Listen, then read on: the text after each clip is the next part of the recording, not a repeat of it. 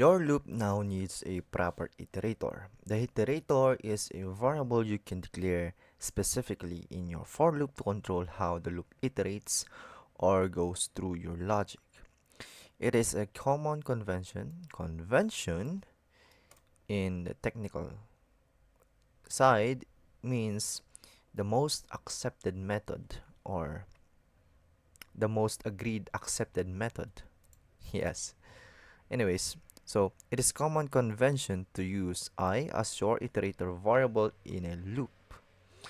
A for loop allows you to declare this in parentheses.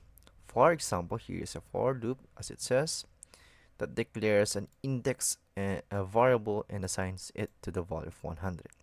So what this means is that the index variable, since the index variable has assigned to the value of 100, that would mean the iteration would start from the value of 100, and then it would be then passed in the condition and as long as the condition runs, it would then iterate. Anyways, let's skip that for now. It says replace the string iterator with a let declaration for a variable I. Okay, let, because the value would be then reassigned. What's the variable I? Assign it to the value of 0 to start, as it says.